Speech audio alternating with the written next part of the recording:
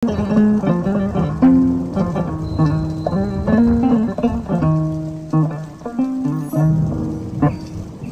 alaikum bandiraɓe musidɓe tedduɓe yeɓiyankoɓe Windaka TV onon kala on calminama e mbadi ɓurtiɗinde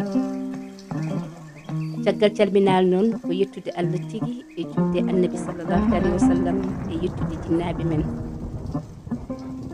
min garti e émission meɗen aduna bonani ɓooya hande noon min gaddin on ko darol ko majji ɓuuri ko maayi darol men ko ni sifori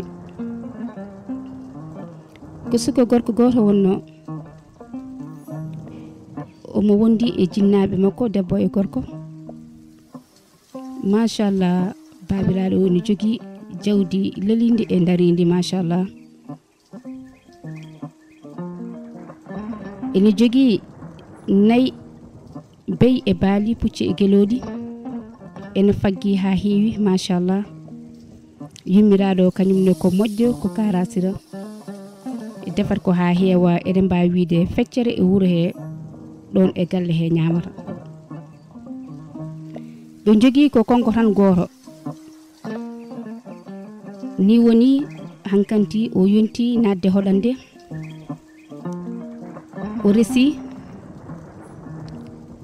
omo wondi e jinnaɓe makko ha Allah waɗi jinnaɓe canki omo heddidi e jawdi ndi omo wondi e joom suudu makko haɓe dañji ɓiɓɓe ɗiɗo worɓe omo reeni jawdi ndi omo ñaama hen omo rewra hen Allah omo jokka hen enɗam ha waɗi saaha goto woodi garɗo e makko o noon bandiraɓe musidɓe tedduɓe so tawi oɗon jiiɗi andude holko arani e holko addi pade min e épisode goɗɗo kono noon oɗon ñaaga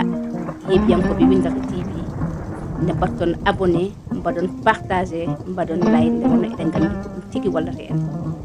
ɗum nomi rokka on rendez-vous